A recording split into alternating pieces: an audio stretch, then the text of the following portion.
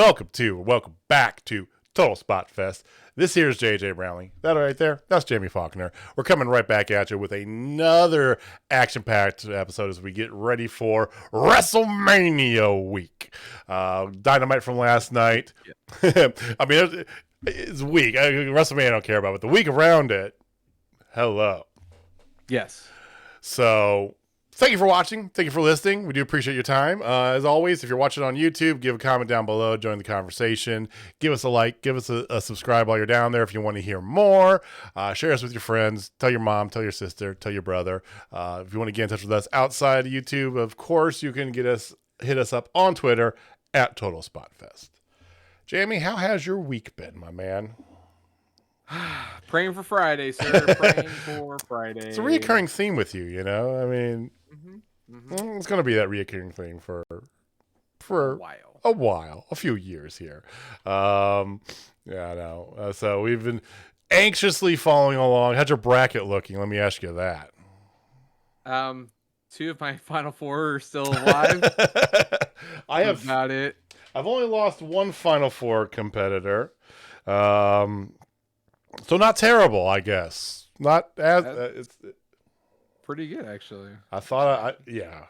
Well, it is what it is. But let's not talk about basketball. Let's talk about something a little more happy. Let's talk about wrestling. So, as I said, there's a lot kind of gearing up for April. April, big old month for wrestling. We got the WrestleMania week, start off April, and then all sorts of things. Pro Wrestling Revolver, DWF, Journey Pro. You got amongst other things. Those are just our local promotions that we're going to. So all sorts of crazy stuff happening. Journey Pro, as a matter of fact, yesterday released out their official announcement for, oh my God, I'm gonna kill this. I should know this. For their upcoming show. 2-day extravaganza. And it is, yes, I'm sorry. So, all good things flow into the city. Yes. Chris is going to kill me now, but yes, all good things flow into the city. They announced it all. Interestingly enough, I don't know if it's just because it was themed this way, but did you see there's a different logo on that? Oh, the new Journey Pro logo? Yeah. Yeah. Journey Pro updated their logo, and it's totally to match this. 100%. I want to say so, but their Wrestling Academy has that logo on all their stuff as well. Maybe they changed. Maybe it's a new logo. The old one better. I like the Journey wings. With the wings, I like the new one. It's kind of, is a script base with a little globe and like a compass, like a sailor's compass behind it. I don't know. Anyway, neither here nor there. But if you are a Journey Pro fan, give us your thoughts if you like this new logo or not. But the 2-night extravaganza grand opening of the Journey Pro. I'm gonna call this. I don't know if this is right, but the Journey Pro Arena down there in the West Bottoms, April 28th and 29th. Tickets go on sale tomorrow, the 25th of March. $20 per night or $35 for the pair. That's a steal. That's two nights of entertainment for 30. Give me a concert you can go to for $35 for one, let alone go 2 nights of entertainment. Come on. So, tickets on sale this Friday. We'll be online buying it. I think it's 6 p.m. Central Time. Yeah, 6 p.m. Central Time is what they do. So, get your tickets. Join us. It's going to be a lot of great stuff happening. There will be a Journey Pro champion. I'm excited to see what's going to happen. It's going to be great. Lots of good things coming. I am looking forward to this. Mm-hmm. This looks amazing. This is going to be very good. Very good. It's going to be very nice. It's going to be very evil also. Something that was very evil, talking a little bit of the negative side. So, Pro Wrestling Revolver, Swerve's House, is coming up in April as well. And we are going. We're excited to go. JJ was extra excited to go because he was going to get to see the main event of Swerve versus Ruby Soho. Hey, Ruby. Unfortunately, last week, Ruby announced that she was not going to be able to attend due to scheduling conflict with AEW to Pro Wrestling Revolver.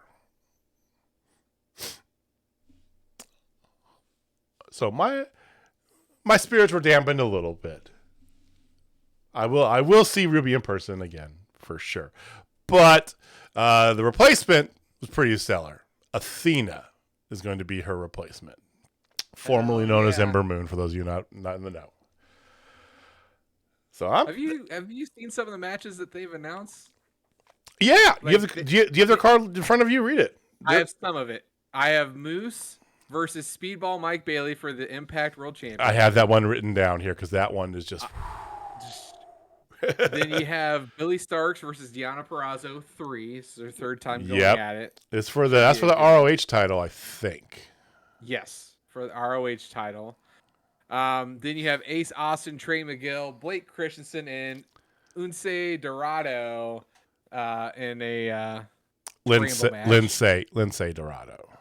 Oh, it looks like it Lince. Yeah, Lince Dorado. Oh, that Lince Dorado. Lucha.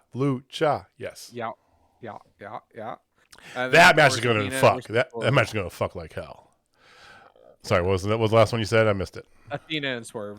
And then those are the only ones I saw. Plus, there's a spider web death match, which is barbed wire craziness. Yeah, that sounds crazy. I mean, this card, and from what I understand, there are still a few tickets, GA tickets available. So I don't know why, because this thing is just, this card is ridiculous. So lots of good stuff there with that. There's a ton of good stuff that's been announced too. So, Zicky, I'll get to that one. New Japan. So a lot of stuff has been announced that's kind of around WrestleMania week, like I said. So GCW is doing the Collective. That's their like 3-day, 35 shows or what is like, something crazy like that, right? And some of the matches that have been announced for one of them, Josh Barnett's Bloodsport, are Josh Barnett versus Jonah, Minoru Suzuki versus Chris Dickinson, Mike Bailey versus Yuya Umira. Good enough. Close, Umira. Yeah. And the one that I'm excited for, John Moxley versus Biff Busick, who's the former Oni Lorcan. So yeah, that's pretty stellar. Along with that, Biff Busick is also announced for another GCW event. This one is coming up in 4/10, so the week after WrestleMania week, basically. It's going to be their San Francisco show. It's called Devil in a New Dress. Interesting show title. And he's going to be fighting none other than Masha Slamovich. Let's go. Fucking A, let's go. Minoru Suzuki is going to be there as well. Minoru Suzuki is doing his kind of like he did last year, his like, U.S. run, right? He's a GCW loop, it feels like. So Masha, been announced fucking everywhere, it feels like. Also has been announced for Zicky Dice's Trouble in Paradise 2. And it's Masha Slamovich versus Bear. As in a grizzly bear. An actual animal. A bear. A bear. Now, Trouble in Paradise 2 happens on April Fool's Day. So I can see some shenanigans. Somebody comes out in a bear costume and she beats them out of it and then beats them up. But it's probably the best wrestling graphic I've seen in God knows how long. Masha Slamovich versus Bear. An official announcement.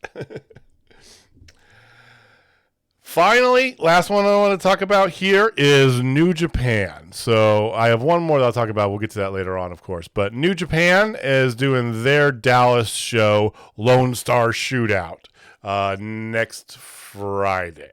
Yes, next Friday. And the matches that I've seen announced for this are just, come on now. So You've got a bunch of people involved with several matches, but the three that really stick out to me are Blake Christian, who is killing it. Got a win on Dark this past week, so he has wins in, let's go with this, GCW, WWE, NXT, right? Impact, AEW, and he's going to hopefully get one in New Japan as well. If he doesn't already, he probably already does. But Blake Christian versus Jonah. You've got Speedball Mike Bailey versus Jay White. And you've got Killer Cross's New Japan debut against Minoru Suzuki. I'm looking forward to that. I know that sings to you. I know it does, and it's pretty glorious. Not gonna lie. So, I mean, is it as glorious as Toni Storm start OnlyFans? I can't say. I don't know. I don't know. She must she's made ridiculous money off that. She doesn't even need to wrestle. Well, here's the funny thing, because we do this from time to time because we got to put people in check. I feel like because we're responsible men. But my God, have you some of the flame, the heat towards her from the internet wrestling community is ridiculous, right? I mean, it's just disgusting. And here's the funny thing. Everyone's like, yeah, whatever. She made like 30 grand. That's not even a quarter of what she made before and all that. They don't realize that OnlyFans is a subscription service. And that's what she's going to make every month. Yeah. It's like if she puts out extra content, they have to buy the extra content in addition to that. Yeah. He's like, you don't realize this. It's like, no, she just casually backed her big old booty right into a $250,000 job doing bikini pictures. Kudos to her. So be better. Sign me up. I'll do it. You can sign it up. You can tell your wife about that. Go for it. No, I'm saying I would do that too. This just in: Jamie Faulkner has signed up for a OnlyFans for Toni Storm.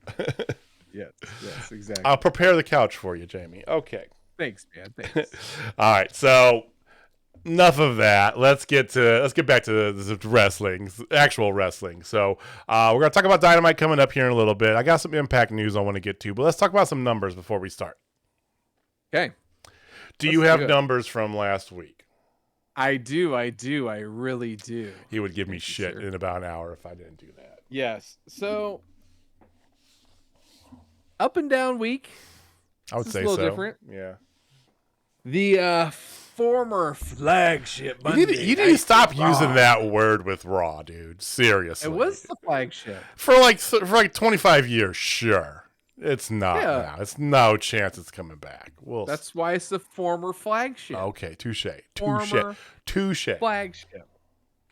It went down, not exactly a whole lot there. From 1.775 million to 1.7 million. So they lost 75,000.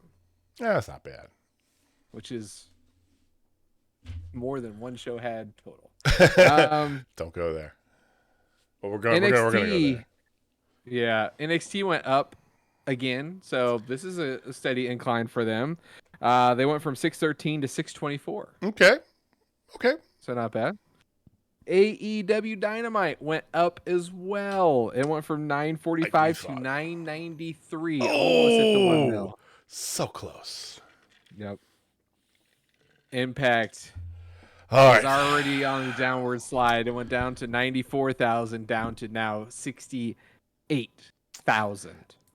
And for the life of me, I'm not going to point the finger and blame college basketball. It did go up against college basketball. That's fair. I don't want to say that's why, because I don't know. I know what I was watching. I was definitely watching college basketball, and I'm not even a big college basketball fan, but it's March Madness. You got to watch it. Yeah. So exactly.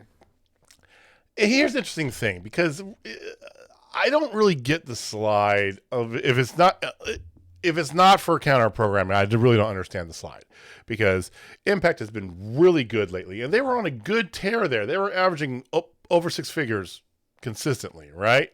Bang, bang, bang. I don't really get why it's sliding. Now, this past week, especially this past week, they opened with that insane, Bullet Club versus Motor Machine Guns. It was like the dream, right? Seeing the Guns back together versus Chris Bay and Jay White. So, yes, it ended kind of as a botched finish. It was supposed to have a save done by Sabin, but he kind of got tripped up as he was coming back in and couldn't make it in time. So the ref counted to 3. So there was a little bit like that, but that's whatever, neither here nor there. There's some other good matches on there, nothing that really I would say stood out to me. Something that the women's match was good. Deonna Purrazzo put up both her titles against Lady Frost and Giselle Shaw. Giselle Shaw was billed as this new, hot thing. I'm not familiar with... Are you familiar with her at all? No. I wasn't either. And I feel like I'm supposed to be, but I have no idea who she is. I don't really... she's fine. She's a pretty fitness lady. And I hate to even say it like that because that sounds terrible. Oh, my God. I don't know. She doesn't have that it factor that I see, and I think that's what they're trying to sell her as. So, okay, what she is and what her gimmick are, in my opinion, they don't line up. I think they're supposed to, but they don't. So she needs a better gimmick. Anyway. Deonna didn't lose her titles, though, But it's great to see Lady Frost getting more action, for sure. It's also great to see Masha Slamovich for whatever time we can. I say that because she had herself another, 25, 30-second match. Her opponent, local competitor number 7, I don't remember who it was. She went for a handshake. And Masha, of course, took that handshake, turned it into a back suplex, kicked her twice in the face, hit her brain buster, and Bob's your uncle. Don't get paid by the hour. She's got it. She's making her way up to the title. I know it. It's clear as day, and I'm happy for that because love us some Masha Slamovich. Absolutely. What's interesting, and yeah, Josh Alexander was in the main event against Matt Taven. Fucking hate Matt Taven. What's interesting is Josh Alexander won. He's supposed to have some time off now until this. Him and Moose are gearing up for their... It's going to be an epic fight. I really do think so. That's the way that they're billing all this for Rebellion. But one of the interesting things that I saw here, because I didn't see it on the show, and I went back and had to double check and looked at this here because... Chelsea Green's putting his videos and his vignettes out on Twitter about how she never. I think that she might have released it at the wrong time because she turned on Mickey, and the cast. Her arm's not broken. Not at all. Which I bought it. I mean, Impact released a statement saying that she did indeed break her arm. Again, and she didn't. So, I mean, when the company gets behind it, that's where it's good. So, anyway, it's a total work, but the show here didn't really have that. It just had more kind of that she's her buddy, but there's that tension you could feel in the air stuff. So, I don't know if maybe she released that stuff online and it was supposed to be after maybe next week or the paper. I don't know, but she is making the turn on her. That's the moral of the story. So, good. When will that be? I don't know. What gets me excited about Impact, though, because like I said, their weekly stuff is fine. It's whatever. It's good wrestling. It really is. For about an hour and 40 minutes, it's great wrestling. I don't understand why it doesn't get the views that it should. Their WrestleMania WrestleCon show they're doing 2 shows. So they're doing another Impact Provincial Wrestling Academy, that 80s kind of mock, promotion thing. They're doing a third one of those, those are super fun. And then they're doing an actual show, Multiverse of Matches. So here's what's been announced. Settle down. Because you've got the Briscoes versus the Good Brothers for the ROH title. We talked about that. Apparently it's a non-title match, actually, now that I'm reading on this. Okay, whatever. But the Briscoes versus the Good Brothers, either way. You have Jay White versus Chris Sabin. Deonna Purrazzo's doing her, champ challenge. So I imagine it's going to be a big name from another company, or a big-ish name from their company. I'd like to see Britt Baker show up. Just saying. You have friends. I'm just saying, you have the one that you're excited for, Eddie Edwards versus Tomohiro Ishii. Yes. And then the two newest matches that have been announced are Moose and PCO versus Josh Alexander and Jonah. And I don't think any four of those men can trust each other. So that's going to be fantastic. But storytelling for sure. 100%. So then that all plays into storylines as well. Now, this one doesn't necessarily play into storylines, but I am for this. Because you know me. What's JJ's favorite type of match? Ultimate X, right? Mm-hmm. Ultimate X for the X Division title. And who, besides Trey Miguel, who's going up against? You have Trey Miguel, right? Okay. Trey Miguel going up against Rich Swann, Vincent. It was supposed to be Mike Bailey, but he got pulled yesterday from that match. Don't know why. Scheduling conflict something. Replaced by Chris Bay. So Trey Miguel, Rich Swann, Chris Bay, Vincent, Willie Mack, which is, if you know Willie Mack, that's interesting. Even he tweeted out, what the, me? Yeah, that's perfect. And the sixth person, Jordan Grace. Oh, Dark Horse. Get out, so there's going to be some great little intergender spots there. So anyway, that's their multiverse matches. I don't know why their ratings are what they are. I don't get it. But maybe it's basketball. We'll see in the next couple of weeks.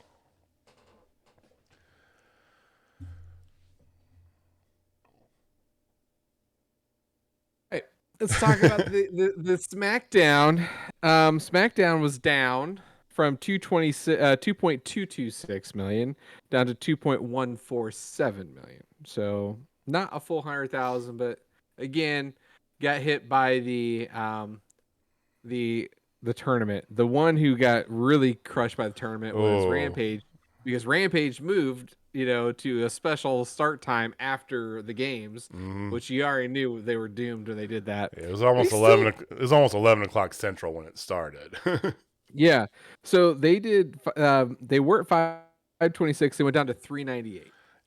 Yeah. I mean, it is what it is.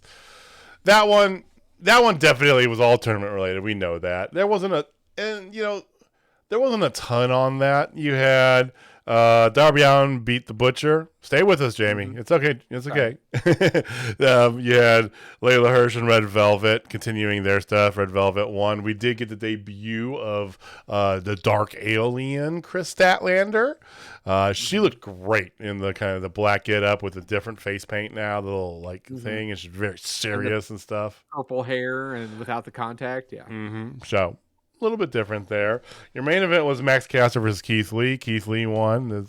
Keith Lee's always fun, and Max Caster, great little rap there. But for me, the highlight of the show was seeing the House of Black in full regalia against Bear Country and poor Fuego del Sol, because my God, is the House of Black not one of the best things in wrestling right now? Mm-hmm. Oh my God. The music, the entrance, Buddy Matthews doing Buddy Matthews things. They did this series of moves at the end where Buddy caught Fuego out of the air with a knee. And then Brody King did a tope suicida to one of the Bear Country guys.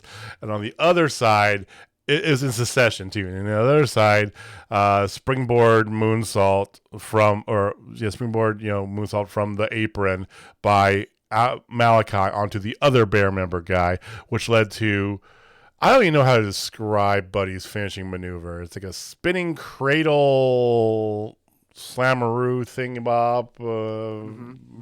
It looks great. Love me some House of Black. They need to add Julia Hart. I'm going to talk about that later. Yeah, definitely put a pin in that one.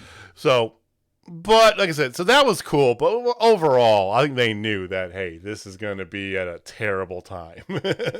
So, yeah. Not gonna worry. This upcoming week's Rampage looks to rectify that. Moves back to the regular time, and they've already loaded that card up. Big time. So let's talk about Dynamite. Big time, big time. Dynamite was a solid show. I felt, I'll be honest, I'm just going to say this now. I felt like they should have flip-flopped the first and last match, just to be honest, because I thought the first match was the banger of the night. I'm with you. I just felt like that should have been at the end. That's just me. But it's okay. Okay. So let's run through the card real fast. CM Punk versus Dax Harwood. Excellent match again. CM Punk got the victory. That was really nice. There's some promo stuff. We'll come back to talk about pros. Just do the card first. Yep. Sting, Darby Allin, and the Hardys versus the Butcher Blade, Mark Quinn, and Isaiah Cassidy. Of course, the faces won this one. Sting, Darby Allin, and the Hardys. And I'm going to talk about this one because this one surprised me. There's some good, there was some bad, and there was some ugly, but then there were some great too. Okay, all right, we'll come back to that. Bryan Danielson and Jon Moxley versus the Varsity Blondes. Shocker, Jon Moxley and Bryan Danielson win. Where are you even But there's some other pieces there. There's some I pieces really there, yeah. Great MJF promo. Adam Cole versus Jay Lethal. This was great. This was fantastic. This was 2016 all over again. Yes, it was. Adam Cole, Bebe, got the dub, but not after some shenanigans were afoot.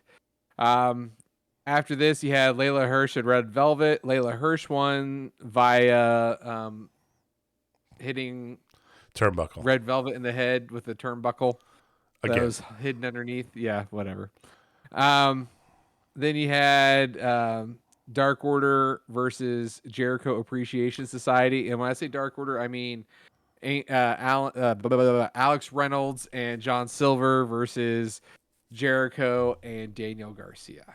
And the winners of this match, unfortunately, Jazz. Jericho Appreciation Society. Such a terrible name. Such a terrible It's name. a bad name. It's a bad name. I do get that. You know what is a good name, though? What? The Blackpool Combat Club. Oh.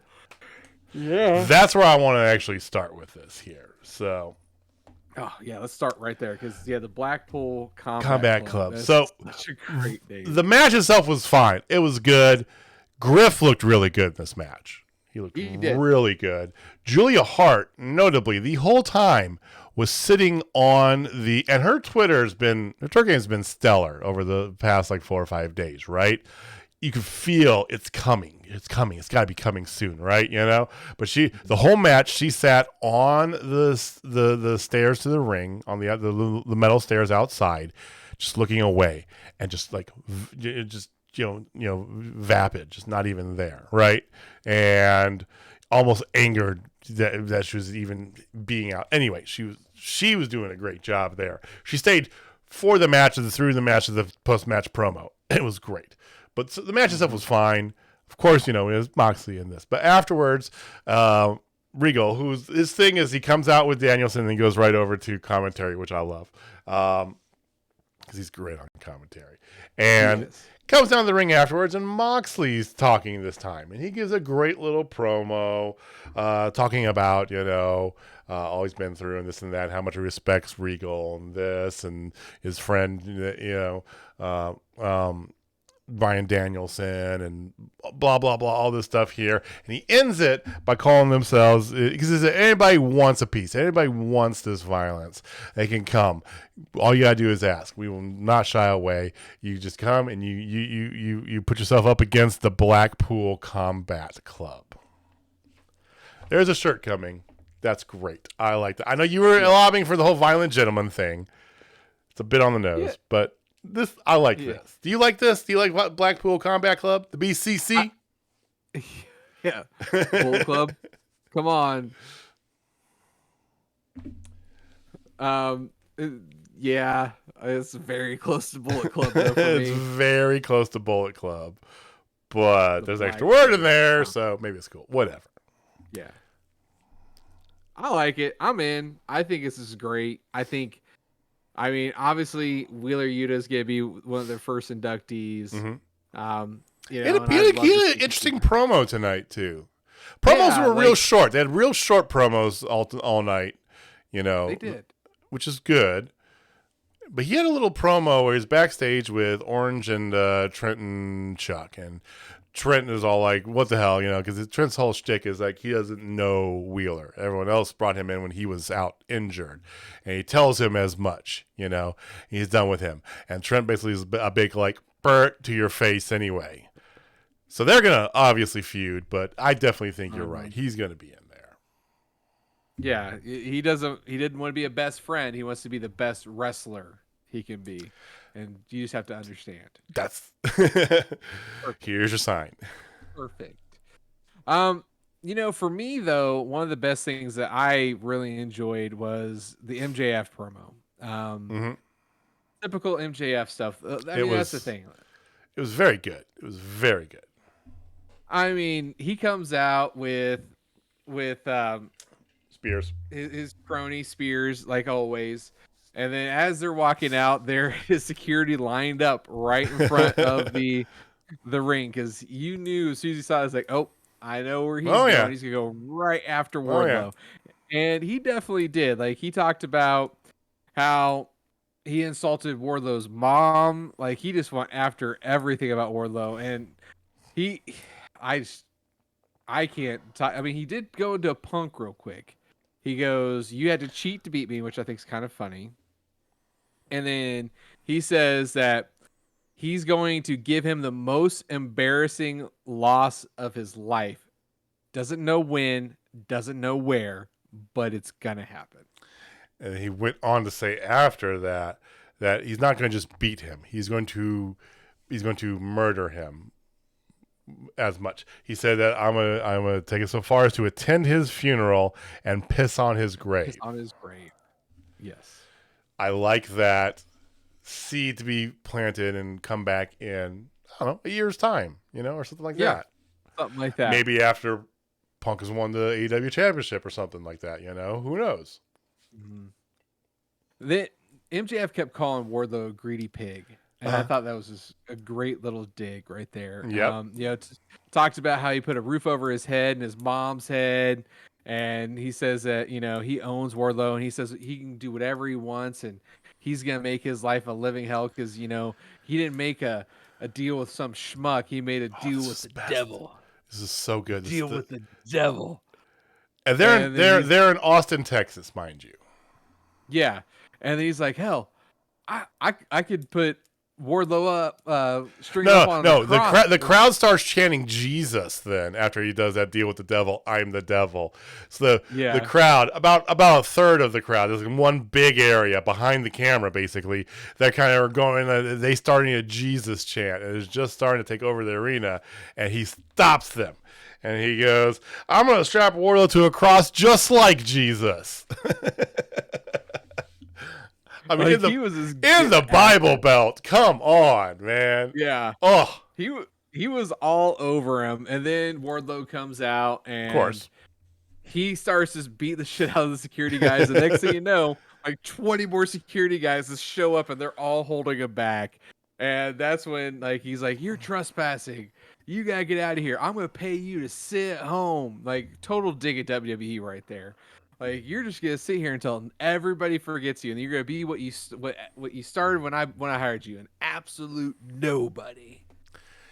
Yeah, so they're definitely working in the contract as part of this build out here. So when Wardlow tries to get involved, gonna get stopped, and then Tony Khan eventually is going to get his hands in the middle of this. There'll be probably a series of matches prove yourself matches.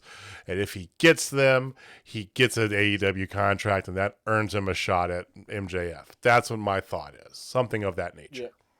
Something like that. The trials of MJF 3.0. Which I don't hate that. I'm not gonna lie. I think it's fine. I know. Yes, he did it. He did it with Cody. It worked great with Cody. He did it with Jericho. It was good as well, but in a different way because we have some different stuff too. I think it would be better with Wardlow than it was with Jericho. Because to me, the whole Jericho thing with MJF, it was fun, but it felt a little forced. Yeah, I agree. The CM This Punk one definitely felt more real, and this feels supernatural. So, supernatural? Yeah. That's not what I meant. Very real. Okay. Woo! Not that Joe and Dean or whoever the fuck those whatever. That's for our friends Brittany and Lauren. The TV show super. I'm gonna stop now. Talk about another match. Yeah. Go. Yes. All right. So I would like to talk about the first match of the night. Hmm? Let's just go there. CM Punk versus Dax Harwood. Ooh wee. Dax came out with Cash Wheeler, so Cash was out there. But this match was incredible. It was so good. We know Dax can bring it. He is one of the best there is, and my God, this was great. Like, so I don't know where I can just talk about how efficient this match was. Like, for me, as a technical wrestling mark, this match tripped all my triggers. Like, it had great pacing, hard hits. You know, there was some catch wrestling in there a little bit. You know, there was a lot of stuff going on. The the Ass Boys were out there. And they were giving Dax a hard time, which I thought was kind of weird. It's interesting. They're supposed to be heel versus heel, and even the post-match promo, it felt like the FTR is turning face again. So that's weird, but okay. And they're part of Pinnacle, which is also maybe not for long. Who knows? I don't know. I don't know. But you know, they said that people might not like us, but they know that we aren't stuck up little brats like you, and everything's been handed to us. So they're gonna face the Ass Boys next week. So no, but this match again had everything you wanted. Like Anaconda Vice, you had Sharpshooter, which was Lion Tamer, but you had all these great things. Dax going for a diving headbutt. Like, my God, this match just had everything I wanted in it, and eventually, Dax did end up tapping out to an Anaconda Vice, which was kind of nice to see. Right. It's good. Like you say, it's good to see somebody win not with their finisher. Right. Mm-hmm. Punk doesn't always have to win with a go to sleep. So I'm good with that. I'm cool with that. And then he gets on the ropes and does the belt thing, which is why I even brought up the thought a few minutes ago about him winning the title. Because this is the first time after tonight's match. It was the first time I thought, it makes sense, and I'd be cool with if CM Punk won the title. Mm-hmm. I think it makes sense for the promotion for one. I think it makes sense because of the people who are involved in the title picture now and who will be in shortly. You can pull them out of the title picture and it won't affect their storylines at all, right? Yeah. In a way, it makes it better because it's about personal things. It's not about that. You don't have Mox and Danielson, but they're right around the corner there, and them against Punk in some fashion makes a whole hell of a lot of sense. MJF, we know, is top line ready, so he's ready to really be in that hunt. Omega's going to be coming back soon, and everybody wants to see Omega and Punk. Everybody. Omega might not be back as soon as we thought. He just had knee surgery. He has another surgery, didn't he? Yeah, that's right. I read that. Yeah, so he was stupid banged up. He's working hard on like the video game and like producing things. So he's working on the women's division, which work harder, buddy. I'm sorry. Like tonight. So you had basically four things with women tonight. You had Ty Conti who came out with her boyfriend. Who then that's now no longer just a shoot. That's the real. They're going with it. But she came out with Sammy Guevara, and they challenged any two members of America's Top Team. We know that means Paige Van Zandt, who's currently training with Gangrel. Yep. I read an interesting interview, where she was very, very, very forthright and everything with it too. Said that hardest part about this is the mic stuff. That's not, she's not used to that. Like, whenever she's in front of a mic before, it was in an interview fashion. It was questions about her. This is very different for her. So I get that. But, they challenged out there. Dan Lambert came out, good little spat back and forth. It was kind of entertaining. The sex joke at the end, about, I don't know why you're wearing that belt, Dan, if you would have known what me and Ty did on top of it. And, that was great. Yeah. It's covered in semen, for those of you who can't read between the lines. But so that they had Ty Conti involved with that. They had a Jade Cargill promo, real quick little promo about getting ready for her 30th victory party. Match doesn't really matter, but the party afterwards does. And then there was the one women's match of the night was the dud. We saw it on Friday. Yeah. I mean, you've got Nyla Rose and you got Ruby Soho. Hey, Ruby. You got Chris Statlander. You got Mesa Ruga. You got fucking Sky Blue. You've got Serena D. Sheeta. You've got fucking options. If you're gonna do one match, mix it up a little bit. And I appreciate them trying to tell a story other than Thunder Rosa, Britt Baker. I do. But you just told that story a few nights earlier on your last program. You're telling the exact same story again. It's a WWE trope. Give us some more. So that's my problem with that match. And then my other problem was kind of how they treated Rosa. The execution of it was bad. I didn't like it either. She came out for those of you who maybe didn't catch it. She came out and if you did, you know what I'm talking about, because she came out to have a little interview with Tony Schiavone, right? And she doesn't get 3 words in, and here comes Vicky fucking Guerrero. And I'm just like, really? At least let her speak for a minute, Vicky. Good God. Yeah, give her her due. It's not Vicky's fault, but whatever. Yeah. So she comes out, and they have a very awkward exchange back and forth. It wasn't good. And there's a cue missed somewhere, I think, because, Vicky kind of repeat this thing. And then here comes out Nyla Rose, right? So she jumps her. I'm fine with the end result, right? You got to set her up for somebody else because you're going to take a break at least for the short term. You're going to take a break from Britt Baker. You're going to probably, like we talked about last week, you can probably revisit that. I'm good with that. Nyla Rose makes sense. They have history. They got beef. Cool, right? It's just the way they did it felt just whatever. Wasn't done well, in my opinion. I do not disagree. I 100% agree with that statement wholeheartedly. I felt like after this huge win, this huge monumental win for Thunder Rosa, you give her 1 second with a mic before she gets interrupted. Yeah. I mean, it sets up Thunder Rosa versus Nyla Rose, which is something I do want to see. I do want to see it. Just the opposite execution of the way they did it tonight. It's just like, that was a swing and a miss, Tony. Come on. Yeah, it just frustrating. It's frustrating. It's so frustrating. I got Beer Fest in my head. It's frustrating. What also was very good, though, very well done, was to take us back to 2016 moment. Jay Lethal and freaking Adam Cole, baby, put on a clinic, ladies and gentlemen. I don't care if you like it or not. That match fucked, and it fucked hard.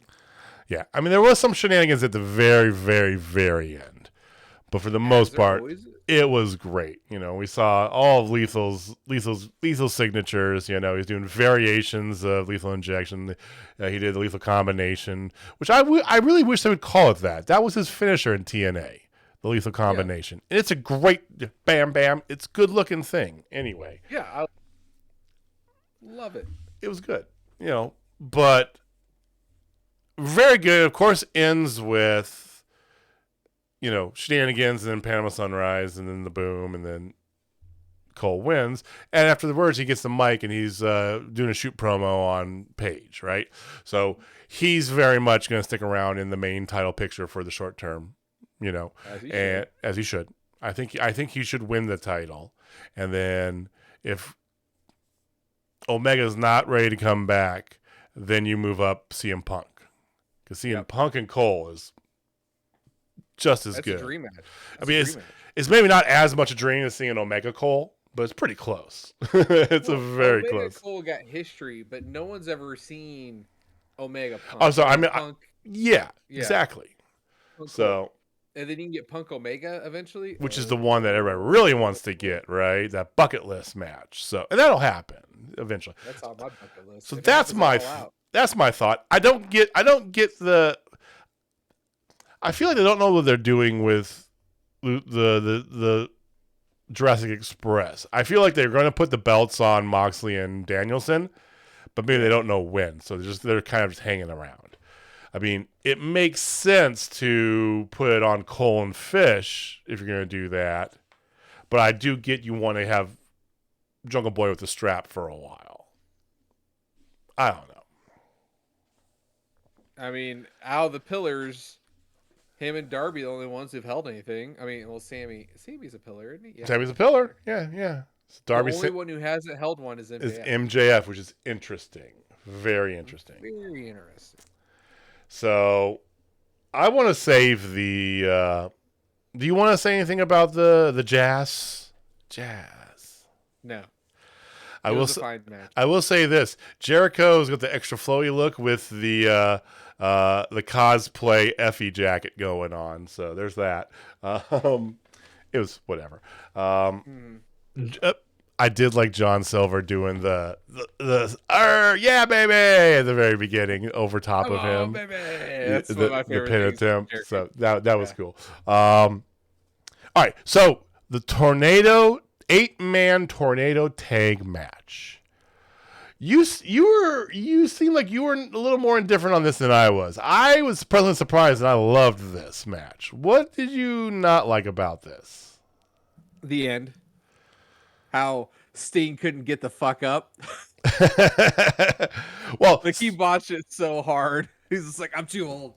Oh wait, I'm still too old. Yeah, I'm too fucking old. He did a lot of spots in this match, and he probably shouldn't have as many of them. Yeah, but it was a lot more fun than I thought. I mean, you had Private Party do a double side effect off the stage onto two tables on Matt Hardy. That was cool.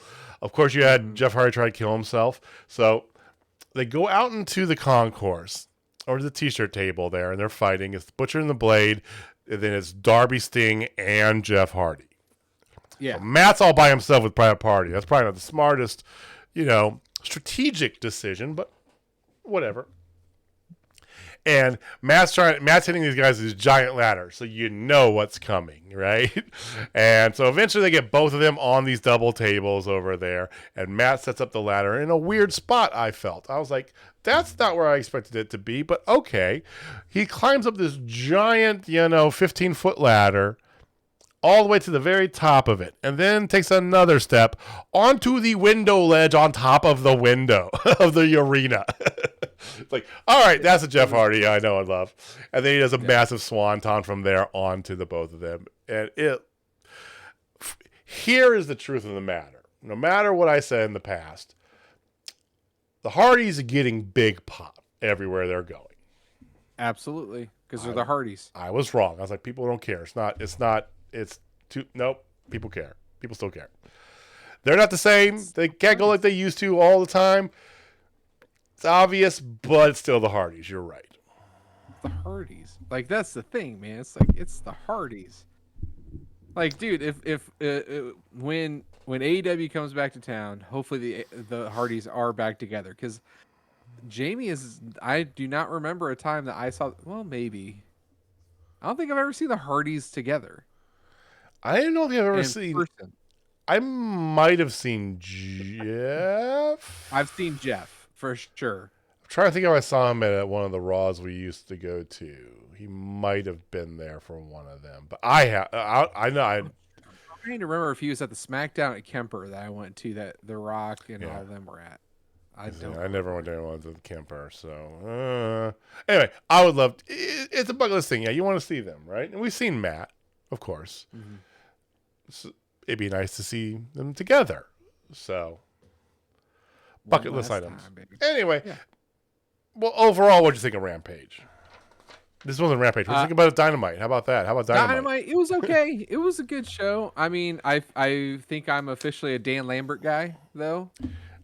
You've been a Dan Lambert guy, if I'm not mistaken. But he came with some smoke to this past week. You know, like he was just coming at it. Like called Tay Conti what Lucha Horace. Yeah, Lucha Horace. Yeah, like that just got me. That popped me pretty good. But no, like, yeah, I'm a Dan Lambert guy. I'm officially Dan Lambert. I was like, I like him, but like his promos would just keep getting better, and then the whole Kiss thing and that whole thing. Now you're all in with him. Yep. I'm a Dan Lambert guy. I don't know if you knew this or not too, but I read on the internets earlier today that Ethan Page signed an extension with AEW as well. So I saw that as well, and he's officially a United States resident. Yes, he made the move last week. So Jersey Pro's not too far away from Detroit. I'm just saying. Hey, it's a direct flight. It's a direct flight. I know from experience. Chris, Hartzell, DJ, Walter, come on. Let's make it happen. Need to GoFundMe? Let's make it happen. Hey, GoFundMe. Maybe we'll sponsor a match. I don't know. We'll figure something out. So I thought it was good. I thought it was fine. You know, there was a couple really good matches there. Like you said, the CM Punk match, Jay Lethal. I remember when they brought Cole into and they made mention of this too. They didn't talk about the real significance of it, but they made mention of this match when they brought Cole into the Bullet Club. It was in a match where he was teaming up with Jay Lethal. He turned on him. All hell broke loose. They're super kicking everybody. They super kicked Excalibur, the Bucks did, and took over commentary. It was, and I remember that because it was like one of the most ridiculous. They super kicked Taylor Hendricks. They were super kicking everybody, and they beat the living shit out of Jay Lethal. But I remember that, and that match was wonderful to me. I really like seeing, this Blackpool club of sorts or whatever, But Combat Club. I couldn't remember the middle word. You're right. It's too close to Bullet Club. I liked it at first, but let's see the logo. Let's see the logo first. Let's see what the shirt is, because it's all about the t-shirts.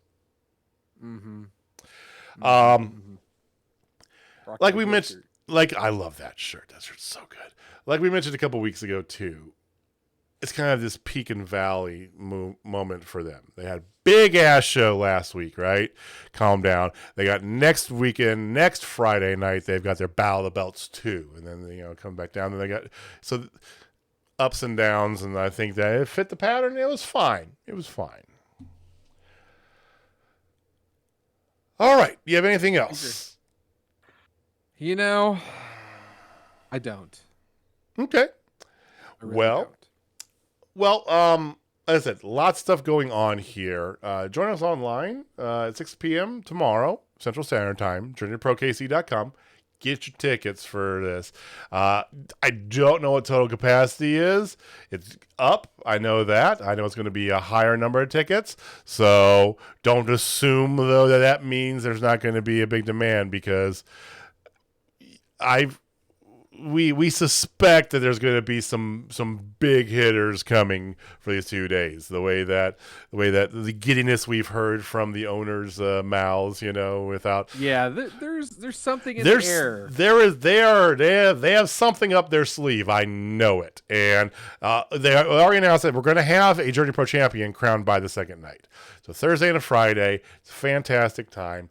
Also, if you are in the Kansas City area, or you want to come to the Kansas City area, not too far away, and you wanted to take a stab at learning wrestling, hit up Hoodie Howlett, Moonshine Mantel, on Twitter, or you can go to journeyprokc.com. There's wrestling school information there. Hoodie even said if you're an experienced wrestler, they're doing a one-day thing here coming up where you can get, it's like, hey, first one's on me. Come on by. They had one of the Seidels show up. I think it might have Mike Seidel. Or was it Mike Seidel was there for one of their things first week that they were going on. I know I've heard of other people who plan on stopping by as well. Heidi Howlett. Oh my God. Heidi Howlitzer. I got mostly right, She's actually good. She said she's going to be stopping by, the event tonight or the Wednesday before. So if you're interested in wrestling, journeyprokc.com. Go check them out. Holler at Hoodie. Holler at Moonshine on Twitter. Please. I mean, that's the big thing. That's big. I'm so excited to see what comes out of that because that's something that this area's been lacking, and I think that's going to just breed nothing but good stuff. So anyway, long ramble. If you want to learn wrestling, go check it out. But tickets on sale this Friday. Come join us for 2 nights, end of April, at Journey Pro KC. That's all I got. So thank you for watching. Thank you for listening. We do truly appreciate it. So Jamie, take us home, man. All right, ladies and gentlemen, if you're not down with Total Spotfest, I have 5 words for you. I'm a Dan Lambert guy. I'm pretty sure there's going to be that shirt. There should be. I hope so. I hope they do that. All right, guys. We'll see you next time. Peace.